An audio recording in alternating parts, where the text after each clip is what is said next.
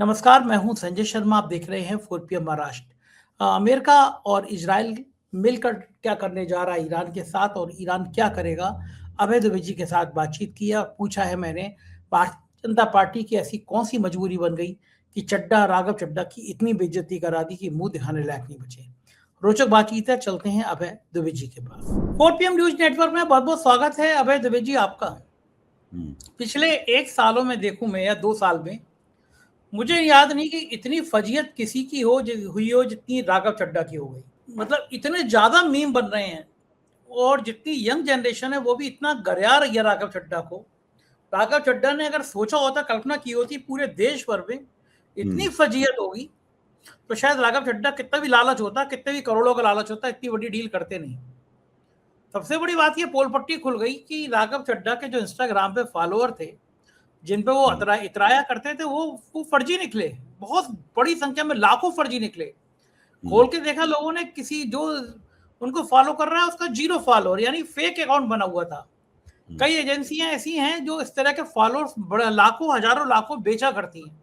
तो ये पोल पट्टी भी खुल गई कि अपनी संख्या, बड़ी संख्या दिखाने के लिए राघव चड्ढा 0 फॉलोअर जिनके हैं उनको भी फॉलो करा रहे हैं। यानी भरपूर पैसा खर्च कर रही है बीजेपी शायद कि राघव चड्ढा की इज्जत बची रहे, लेकिन चड्ढा चड्डी पूरे सोशल मीडिया पे यही भरा हुआ है।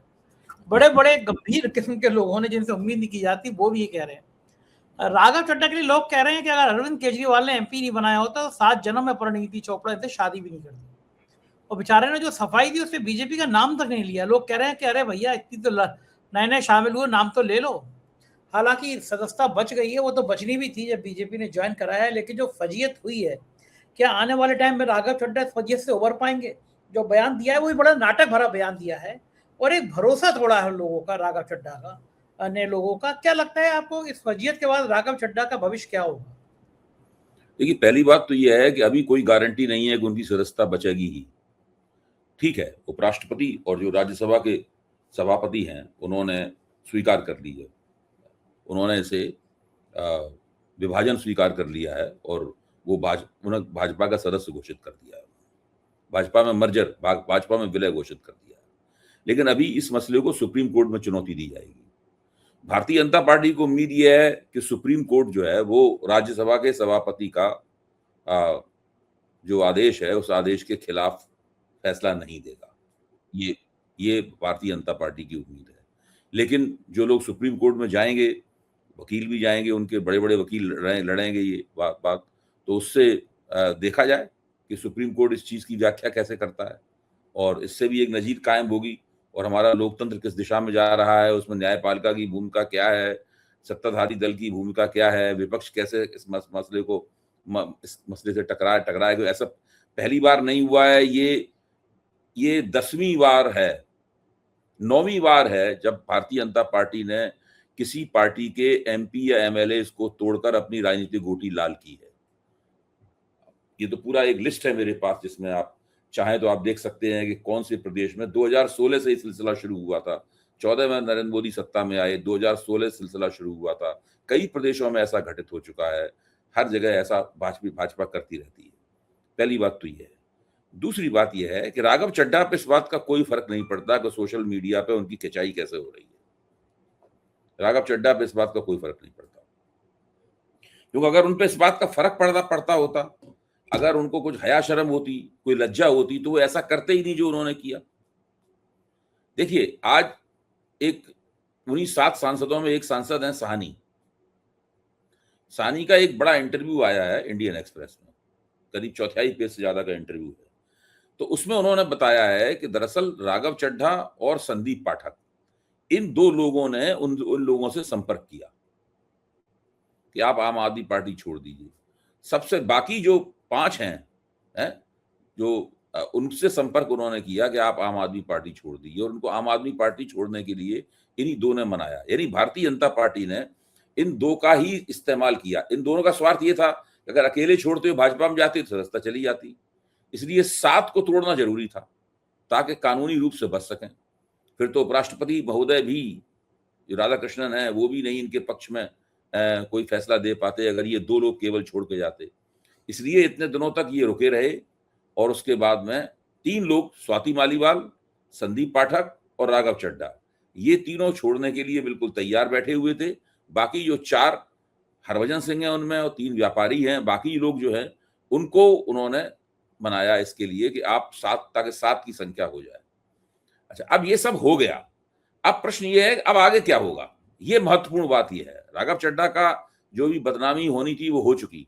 कितने दिन चलेगी बदनामी? थोड़े दिनों बाद लोग गरियाना बंद कर देंगे क्योंकि तब तक देर हो जाएगी, बहुत ज्यादा घटनाक्रम आगे बढ़ जाता है और ऐसे लोगों की चमड़ी थोड़ी मोटी होती है, उस पर असर नहीं होता, गालियों का और व्यंग्यों का और छीटाकशी का ये सब असर नहीं होता। अब इन लोगों का इस्तेमाल होगा भगवंत मान की सरकार तोड़ने में, और भारतीय जनता पार्टी इस वक्त तो इस उम्मीद में है कि बंगाल में चुनाव जीत जाएगी। कोशिश तो वो कर रही है पूरी। बंगाल में चुनाव जीत जाएगी तो मोदी जी की टोपी में एक बहुत बड़ी कलगी लग जाएगी। अच्छा, ज्यादा संभावना ये भी है कि बंगाल में चुनाव न जीत पाए। ममता बनर्जी बहुत ताकतवर प्रतिद्वंदी है, आसानी से तो उनको हराना बहुत मुश्किल है।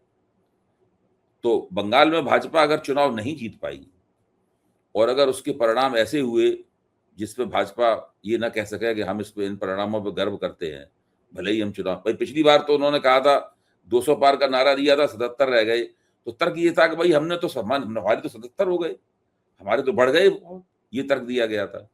अब वो तर्क नहीं चलेगा। अब तो या तो इन्हें बहुत अनूठा प्रदर्शन करना होगा भाजपा को, या तो चुनाव जीतना होगा या चुनाव जीतते जीतते रह जाना होगा। इसके बिना भारतीय जनता पार्टी की बेइज्जती होना तय है। नरेंद्र मोदी की और अमित शाह सबकी बेइज्जती होना तय है। या 15 साल की एंटी इनकम्बेंसी के बावजूद ममता बनर्जी को चुनाव में नहीं हरा सकते तो जरूर ही इन लोगों का कुछ ना कुछ तो खिल्ली उड़ेगी, और इनकी जो ताकत, दावेदारी, जो डींगे हैं, इनमें लोगों का विश्वास हिलेगा। तो मुझे लगता है कि इन सब चीजों को पहले से अंदाजा लगा के इन लोगों ने भविष्य की एक घटना जो कि बंगाल की पराजय से लोगों का ध्यान हटा दे, उसकी तैयारी कर रखी है, और वो है पंजाब में भगवंत मान की सरकार गिराना। इसकी तैयारी, और उसमें राघव चड्ढा और संदीप पाठक का जमकर इस्तेमाल होगा। क्यों इस्तेमाल होगा कि जब वहां टिकट बांट रही थी आम आदमी पार्टी तो इन्हीं दोनों के जरिए टिकट बांटा गया था। ये सारे एमएलए जितने विधायक हैं सबके संपर्क में हैं। जैसे कहा जाता है कि 92 टिकट तो संदीप पाठक ने ही अपने हाथ से बांटे थे, बाकी टिकट राघव चड्ढा ने बांटे थे। यही दो लोग थे ना जो पूरा वहां कामकाज संभाल रहे थे। बाद में भगवंत मान की सरकार चलाने में भी इन लोगों को बैठाया गया वहां पर। राघव चड्ढा को सुपर सीएम बना के बैठाया गया, संदीप पाठक को भी एक दफ्तर दिया गया, वो भी राय मशवरा करते थे, अफसरशाही के साथ में रब्त जब्त रखते थे अपना, ये सब था।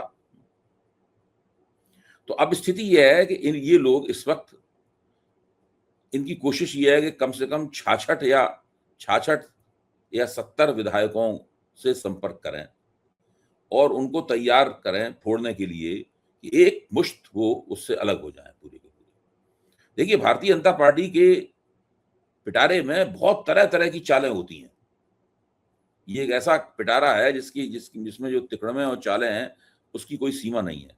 रवनीत सिंह बिट्टू जो कि केंद्र में मंत्री हैं, उनको क्यों बनाया गया था केंद्रीय मंत्री? अचानक आप सोचिएगा भाई, कैसे अचानक पंजाब से एक एमपी को उठा के जो है वो उन्होंने केंद्र में मंत्री बना दिया भारतीय जनता पार्टी। क्यों बना दिया गया? और वो राहुल गांधी से उसकी दिन रात झपट होती रहती है। ये बंदा दरअसल भगवंत मान का करीबी है। भारतीय जनता पार्टी को उम्मीद है कि जब कभी मौका आएगा तो भगवंत मान से कोई चैनल खोल में रवनीत सिंह बिट्टू का इस्तेमाल किया जाए मध्यस्थता करने में।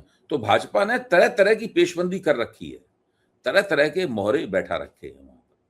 इसी तरह भाजपा पूरी कोशिश कर रही है, हम लोगों तक ये खबर नहीं आती है कि पंजाब का एक सिख जाट तो भाजपा को सख्त नापसंद करते हैं। भाजपा के पास कोई नेता वेता भी नहीं है सिख जाटों को अपनी ओर खींचने के लिए डंका। लेकिन भाजपा ये समझती है कि पंजाब का जो गरीब दलित सिख है, 33-34% आबादी है बहुत बड़ी, वो गरीब दलित सिख जो कि बहुत सारे डेरे हैं, उन डेरों के प्रभाव में रहता है। बड़े बड़े डेरे हैं। तो उनमें से अभी एक डेरे के जो गुरु थे उनको मोदी सरकार ने पद्मश्री दे दिया था। आमतौर पे ये राम रहीम की चर्चा होती रहती है, लेकिन राम रहीम तक ही नहीं है पंजाब में डेरों की राजनीति। पंजाब में डेरों की राजनीति बहुत बड़ी और बहुत जबरदस्त है। और मोदी जी भी गए थे उसके आश्रम में खुद भी। तो मोदी जी की कोशिश है कि हिंदू व्यापारी जो हैं, जो पारंपरिक रूप से भाजपा के समर्थक हैं वहां पर, जहां से भाजपा अकाली दल के साथ में जब गठजोड़ में होती थी तो कुछ सीटें जीतती थी उन लोगों के बीच में से। अभी तो केवल 2 सीटें जीती थी पिछले विधानसभा चुनाव में भाजपा ने। तो वो अब भाजपा चाहती है कि वो जो हिंदू व्यापारी हैं शहरी, उनके साथ में अगर दलित सिख जो हैं, दलित सिखों का एक हिस्सा जुड़ जाए तो भारतीय जनता पार्टी को पंजाब की राजनीति में अपना एक आधार मिल जाएगा। अगर वो किसी तरीके से 30 से 40 सीट जीतने की स्थिति में भाजपा आ जाए, मतलब कम से कम इतने उसके पास वोट हों जहां पे वो दांव लगा सके, 30 से 40 सीट जीतने के दांव लगा सके, तो भारतीय जनता पार्टी पंजाब की राजनीति में एक बड़ी खिलाड़ी बन जाएगी। और उसको उम्मीद है कि राघव चड्ढा और ये सब लोग, संदीप पाठक और ये जो नए व्यापारी किस्म के राज्यसभा के एमपी बीजेपी में गए हैं, ये सब लोग उसकी इस काम में मदद करेंगे। तो भाजपा वाले इस लगे हुए हैं और राघव चड्ढा का यही इस्तेमाल होगा। और आप देख रही है इस इस्तेमाल की कहानी भी बहुत जल्दी खुल के हम लोगों के सामने आ जाएगी। अच्छा अभी जी, एक वैचारिक पृष्ठभूमि हुआ करती थी भारतीय जनता पार्टी के अंदर। बौद्धिक प्रकोष्ठ चर्चा करते थे, बातचीत करते थे, संघ भी शामिल होता था, संघ का हस्तक्षेप रहता था, लेकिन उसमें ये बड़ा दखल रहता था कि जो व्यक्ति मंत्री बने, मुख्यमंत्री बने, उसका आचरण साफ हो, संघ का स्वयंसेवक हो, थोड़ी सी नैतिकता मर्यादा हो। वाजपेयी तो कहते थे कि अगर ऐसी सत्ता मिले तोड़ फोड़ की, तो मैं उसको चिमटे से भी छूना पसंद नहीं करूंगा। तो ऐसे लोगों के मन में कभी पीड़ा आती होगी, नहीं आती होगी कि मोदी और शाह की भाजपा ने कहाँ पहुंचा दिया, इतनी पुरानी पार्टी को तबाह कर दिया, बर्बाद कर दिया। ये सब पीड़ा आती होगी या नहीं आती होगी मन में? देखिए, ऐसे लोग सब बहुत ज्यादा बूढ़े हो चुके हैं, कुछ लोग उसमें मर गए हैं, कुछ लोगों की प्रासंगिकता समाप्त हो गई। भारतीय जनता पार्टी पिछले 11-12 साल में पूरी तरीके से बदल चुकी है। भारतीय जनता पार्टी का एकमात्र उद्देश्य है कि कैसे अपना प्रसार किया जाए। उस प्रसार में विचारधारात्मक लोग हों। अब देखिए 80 से ज्यादा लोग ऐसे हैं जो बहुत बड़े बड़े पदों पर भारतीय जनता पार्टी में है, वो सारे के सारे दल बदल करके आए और उनके बारे में ये उन्होंने कभी संयम बरतने की कोशिश नहीं की कि ये इन पर भ्रष्टाचार के आरोप ना हो। ऐसा कुछ नहीं। हम लोग तो जानते ही हैं तमाम में, महाराष्ट्र की तो सारे दल बदल इसी किस्म के हैं, असम के दल बदल इसी किस्म के हैं। सब जो मंत्री, मुख्यमंत्री, वित्त मंत्री, ये सब लोग जो बने हुए हैं, ये सारे के सारे, इनको खुद ही भाजपा ही उनको भ्रष्ट कहती थी, लेकिन सब ये लोग जमे हुए हैं उसके ऊपर। तो भाजपा में इस प्रकार का कोई परहेज नहीं है किसी चीज से। जहां तक राष्ट्रीय स्वयंसेवक संघ का सवाल है, राष्ट्रीय स्वयंसेवक संघ भी पिछले 10 साल में 10 साल तक जो सत्ताधारी संगठन रहा, उसके अंदर भी बहुत बड़ा परिवर्तन आ गया है, क्योंकि संघ वाले ही कहते हैं। अब ये संघ भी पहले ऐसा संघ नहीं रहा। अब उसकी प्राथमिकता ये हो गई है कि सत्ता किस तरीके से कायम रहे, और सत्ता कायम करने के लिए जरूरी है कि भाजपा नई से नई राजनीतिक शक्तियों को अपनी ओर खींचे, अपना विस्तार करे देश के तमाम कोनों में। अब जैसे कि मान लीजिए तमिलनाडु है, अब तमिलनाडु में भाजपा के पास उम्मीदवार ही नहीं है, सारी सीटों पर लड़ाने के लिए उम्मीदवार ही नहीं है। अब पंजाब है, अब पंजाब में 10 महीने बाद चुनाव होगा। भाजपा आज की हालत में, भाजपा के पास 117 उम्मीदवार नहीं है अगर भाजपा पूरे 117 सीटों पर चुनाव लड़ना चाहती है तो। अब बताइए 117 उम्मीदवार कहां से आएंगे उसके पास? अचानक तो संघ परिवार के अंदर से वो स्वयंसेवक फूट नहीं पड़ेंगे कहीं से, वो तो एक लंबी प्रक्रिया के तहत होता है। उसके लिए क्या जरूरी है कि आम आदमी पार्टी के 50-60 तोड़ दिए जाएं। तो जो आम आदमी पार्टी में चर्चा चल रही है कि इतने विधायकों की टिकट कट जाएंगे, मतलब 60-70 विधायकों की टिकट कट जाएंगे। अब वो नाराज बैठे हुए हैं, तो भाजपा उनको फोड़ लेगी और उनको टिकट दे देगी। उनमें जीते हारे कुछ भी हों, उसके पास कम से कम पूरे पंजाब में लड़ने के लिए उम्मीदवार तो होंगे। उसके लिए उसे बड़े पैमाने पर दल बदल कराना जरूरी है। पूरे पूर्वी भारत में भारतीय जनता पार्टी का प्रसार कोई राष्ट्रीय स्वयंसेवक संघ के दीक्षित स्वयंसेवकों से नहीं हुआ है। पूरा भाजपा का प्रसार ही दल बदल से हुआ है। भीषण और भयानक निरंतर चलने वाली दल बदल की प्रक्रिया पर टिका हुआ है पूर्वी भारत में भारतीय जनता पार्टी का प्रसार। उसके मुख्यमंत्री जो है वो भारतीय जनता पार्टी के वो दल बदल करके आए हुए मुख्यमंत्री हैं, हम सब लोग उनको जानते हैं। भारतीय जनता पार्टी को न दल बदल से कोई परहेज है, भारतीय जनता पार्टी को न भ्रष्ट लोगों को अपने आगोश में लेने से कोई परहेज है, और न राष्ट्रीय स्वयंसेवक संघ को परहेज है, किसी को परहेज नहीं है। इन सबका अब एकमात्र कारण रहेगा, जब पार्टी छोटी होती है, राजनीति का साइज छोटा होता है, तब विचारधारात्मक शुद्धता की बातें खूब की जाती हैं। लेकिन जैसे जैसे राजनीति का साइज बढ़ने लगता है, अवसर बहुत ज्यादा पैदा होने लगते हैं, उसके बाद में इस प्रकार की बातें कभी कभी की जाती हैं अपने आप को याद दिलाने के लिए, वरना उनके ऊपर अमल हो ये कोई जरूरी नहीं है। तो वो सब जमाना जा चुका है, भाजपा पे इस बात का कोई असर नहीं पड़ता। अच्छा भाई जी, अगर बंगाल चलें, बंगाल के बम्पर चुनाव का जो जादू है, जो जिन है, वो अभी तक समझ में नहीं आ रहा। लोग अलग-अलग तरह के मत निकाल रहे हैं, कुछ कह रहे हैं ममता बनर्जी की आंधी है, कुछ कह रहे हैं भाजपा के पक्ष में वोट पड़ गया। ये जो अनुमान है, चूँकि किसी एक की तो लहर है, ये सामान्य वोट तो नहीं है कि 90% से ऊपर ऐसे झटके में चला गया हो। क्या लग रहा है इस लहर से क्या नतीजे आ सकते हैं और नतीजों का देश की राजनीति पे क्या असर पड़ सकता है? देखिए, मुख्य तौर पे 2 बड़े कारण बताए जा रहे हैं। दोनों कारण एक दूसरे को काट रहे हैं। अगर ये ममता बनर्जी के खिलाफ एंटी इनकम्बेंसी की लहर है, तो ये वोट ज्यादातर भाजपा को मिल रहा है, और अगर ये वोट ज्यादातर भाजपा को मिल रहा है तो ममता बनर्जी का सूपड़ा साफ हो जाएगा और भाजपा बहुमत पे पहुंच जाएगी। इसकी संभावना मुझे बहुत कम दिखाई पड़ती है। दूसरा यही है कि ये वोट उन लोगों द्वारा, एक तो वोट का प्रेशर इसलिए बढ़ा है कि बहुत बड़े पैमाने पर वोट कटा है। तो वोट कटने से क्या हुआ है कि बहुत सारा वोट जो ये 27 लाख तो अलग है, 27,15,000 तो अलग है जो संदिग्ध वोट है, और जो वोट कटा है करीबन 50-60 लाख वोट जो और कटा है, तो वो 60 लाख वोट उनका था जिनकी डेथ हो गई थी, जो जिनके नाम 2 बार थे वगैरह वगैरह, ये सब वोट था जो अपने पते पे नहीं मिले वगैरह वगैरह, इस प्रकार का वोट था। तो अब इस प्रकार का वोट जो है वो पहले पड़ता नहीं था, पड़ता ना होने से वोटों की संख्या बढ़ जाती थी और वोट कम पड़ता था। अब उनके वोट चूंकि कट गए हैं और वोट पूरा अब तो उसकी वजह से प्रतिशत बढ़ा हुआ थोड़ा दिखता है। एक तो ये कारण है उसका। दूसरा कारण ये है कि देश भर में जो बंगाली वोटर थे, उनको लगा कि इस बार इस चुनाव में अगर उन्होंने वोट नहीं डाला तो उनको नागरिकता, हो सकता है अगले वक्त में नागरिकता का अधिकार ही न मिले, इसलिए सब वो दौड़ दौड़ के आए। जिसने किसी ने किसी को वोट दिया हो, यार वो आए और उन्होंने सब अपने वोट दिए। पहले वो लोग इतना वोट देने के प्रति उत्सुक नहीं रहते थे कि बड़ी बड़ी लंबी यात्राएं करके आए, पैसा खर्च करके आए वोट डालें। अब ये बिहार चुनाव से फैशन भी चल निकला है कि पार्टियां अपने पक्ष में दूर दूर से काम करने वाले लोगों को लाएं और वोट पड़वाएं।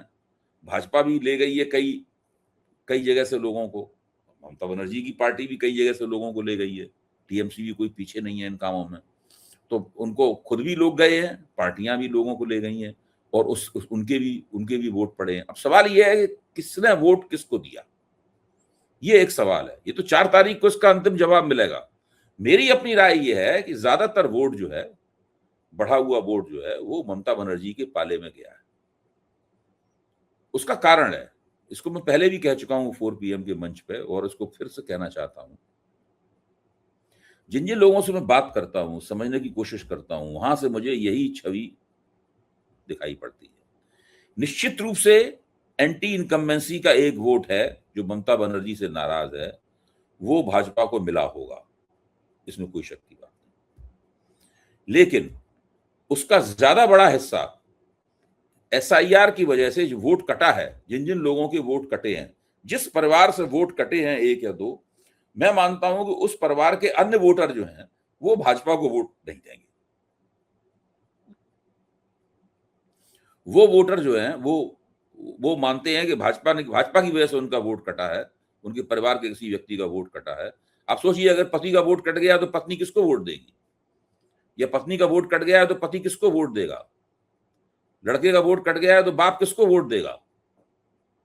मैं एक मोटे तौर पे बता रहा हूं, जैसे हमारे परिवार में अगर किसी का वोट कट गया और हमें पता है कि हमारे इलाके के MLA की वजह से वोट कटा है, तो हम लोग तो उस MLA को तो दोबारा वोट देंगे नहीं।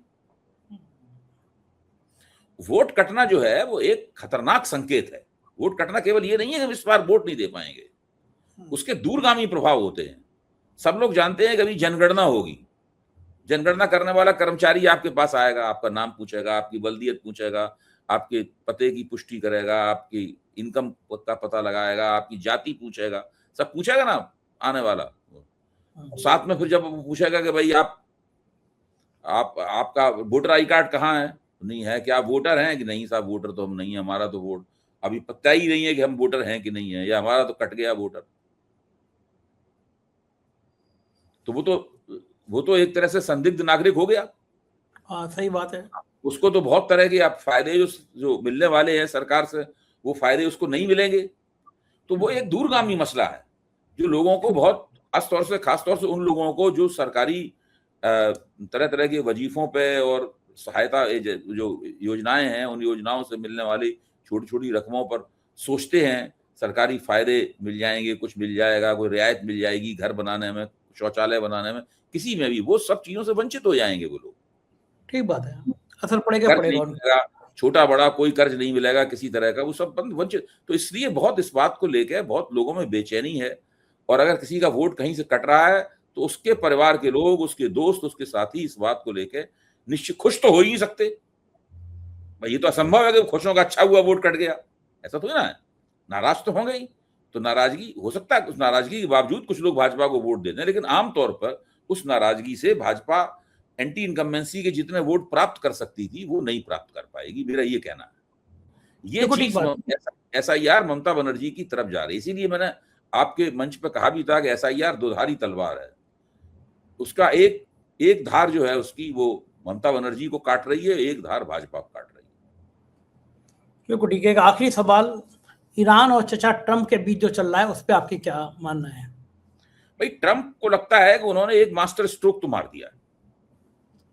वो ये है कि एक तरफ से तो उसने होर्मुज बंद कर रखा है ईरान ने, तो जहां से ट्रंप के तेल भरे हुए जहाज निकलते थे वहां पर नाकेबंदी कर दी अमेरिकी जहाजों ने जाकर, वो नाकेबंदी लगातार जारी है।